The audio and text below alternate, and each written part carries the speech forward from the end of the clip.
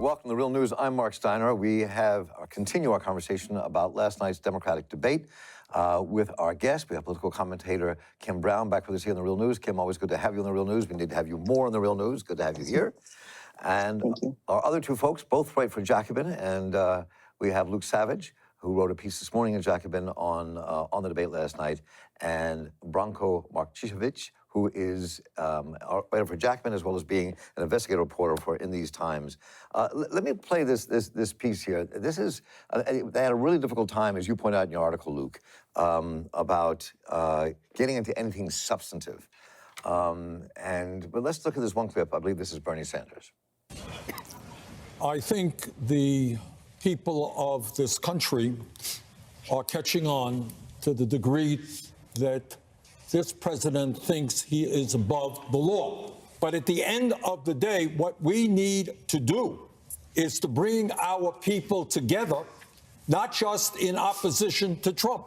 So I believe, we got to deal with Trump, but we also have to have an agenda that brings our people together so that the wealth and income doesn't just go to the people on top, but to all of us. So when you see Bernie say this, I mean, what was inside this debate is kind of very telling in that regard. The Democrats seem to be really searching for how to win in their broader sense, but they also seem to be lurching back and forth, not sure how to do it, between the impeachment proceedings that people have argued about, whether it's a waste of time or not, and watching what Bernie said about that we need to really kind of begin focusing on the issues for people and not just attacking Trump. So how do you all feel about that, Kim?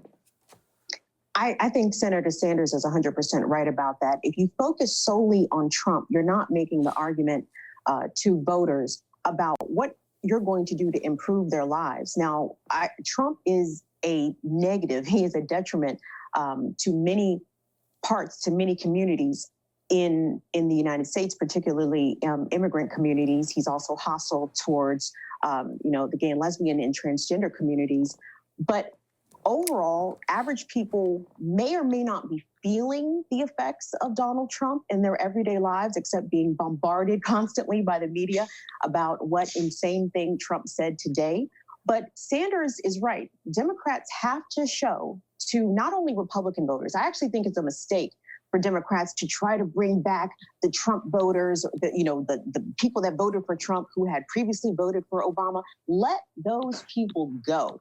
50% of the country does not vote at all. And those are the people that really need to be targeted, because policies like Medicare for All, like free community college, that stuff speaks to everyone, regardless of your political affiliation, because there are plenty of poor whites in Appalachia right now who may like Trump because he says it like it is, but they are drowning in medical debt. They can't afford to send their children to college. Their public schools may not even be providing a quality education for their children to progress on to college. So you have to speak to these, specifically these economic issues that affect Americans really across the partisan divide.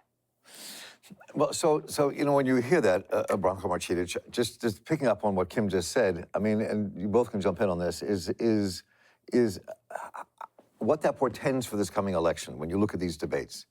One thing that seems like the Democratic Party is not doing is any organizing.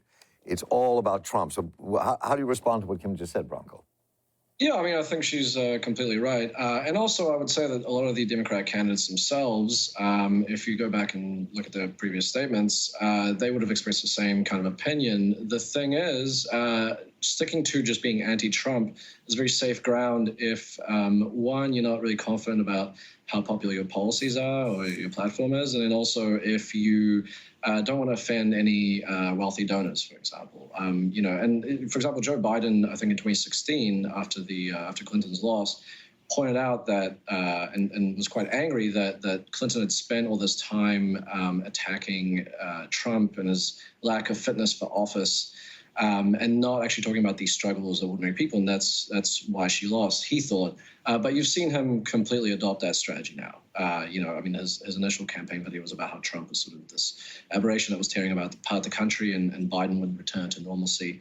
MSNBC in particular, I think, is very vested in making this about just Trump. If you watch the the kind of pre-show panel on MSNBC just before the debate, all the commentators basically were trying to frame this as this debate is going to be all about Trump. And Chris Matthews actually said something that was incredibly revealing, where he said, I'm looking at the ratings for our shows, and the Democrats are an anti-Trump party. That's what they're passionate about. They just want to know who's going to beat Trump, which I think is remarkable for several reasons, one of which is it really shows that the way that MSNBC's commercial interests in terms of chasing ratings by sort of having this constant 24-hour freakout over Trump and making everything about him is also driving the way they narrow coverage of the race. And, I did this study for East Times the past 2 months,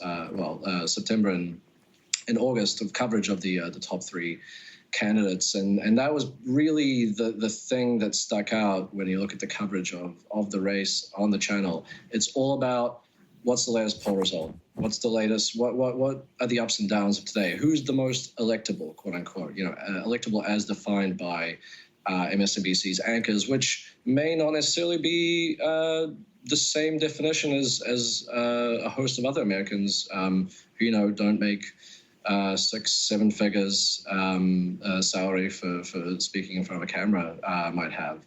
So, I think it's a really concerning thing that a lot of the candidates, aside from Sanders and maybe Warren, are sort of content to just make this whole thing about Trump. Luke, you want to jump in on that at all before we move on?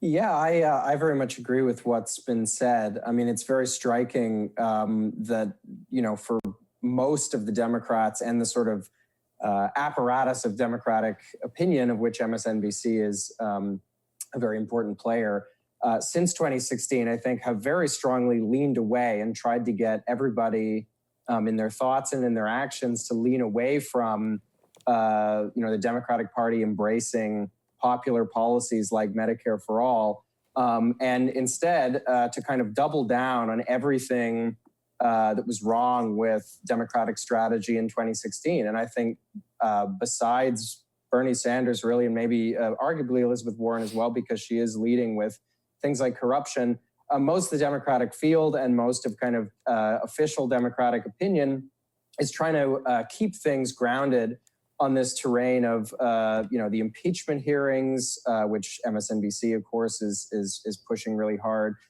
Before that, it was Russiagate. You saw in the moderation last night, the debate moderation, how many questions there were framed around these abstract things like national unity. How are you going to bring the country together? Why should people trust you? That sort of thing. And less about material issues that actually affect ordinary people's lives. Now, in my view, if the Democratic Party wanted to lose the next presidential election to Donald Trump, the simplest way to do that would be to continue with this strategy, continue with the strategy that lost the election, the most winnable one in modern history, to Donald Trump in 2016, talking about his fitness for office, focusing exclusively on him as a person. That's bad strategy, but it also speaks to a bad analysis of the Trump phenomenon as a whole, right? It isolates the problem, quite narrowly to this single, malignant, malevolent figure, and it ignores the symptoms of despair and inequality and poverty and political atrophy that produced Trump in the first place. And all that, we don't have time. I wish we had more time to get into this more deeply, but I have to say something on the heels of what you all just said and just throw this back at you a little bit. I mean, it isn't just Donald Trump. And I don't know how you campaign against this directly, but it's not just Donald Trump. I mean, Donald Trump is the red meat. And, it's like it's happening across the globe. There's this right wing, and in our sense in this country, racist nationalist grouping from parts of the oligarchy and throughout the entire population that are seizing control. And that's a very serious issue. So while you can't just go after Donald Trump by himself, this is a much larger issue of how you organize something to bring people over, because this is, and I really do believe we're facing a political abyss in this country that could really hurt us and the rest of the world. So while it's not about Trump directly, it is about what Trump represents, and those around him, from the savage right to more establishment conservatives, who are all using him to get what they want out of this country. And that's Mark, can I jump in real quick and make a point about how the Democrats, especially, were focusing, the impeachment questions led the debate last night. And what I think is very critical here that Democrats really need to understand, when you talk about Trump being the red meat, he might be a meal that may not ever be served. And what I mean by that is, when we talk about impeachment, impeachment does not necessarily mean removed from office. And the chances of the Senate actually convicting Trump on impeachment charges with the Republicans holding a majority is very slim. So this dream and the verbiage I hear coming from a lot of the Democratic candidates, and of course the pundits on cable news, this is criminal activity. Trump needs to be let out of the White House in handcuffs. Can't wait till he's in an orange jumpsuit.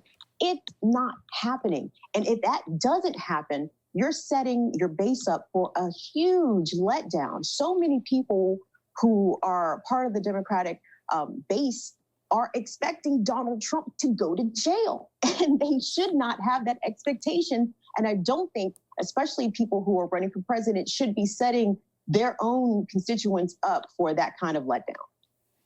So this is fascinating. I want to get some of the heart and core of some of these international issues, but that also did not come up last night, but came up in some interesting scattered ways. And we're going to hit that in our very last segment with our three guests. And you just heard Kim Brown and Luke Savage and Branko Marcetic. And good to have you all here. Stay with us and check out this next segment. I'm Mark Stein of the Real News Network. Take care.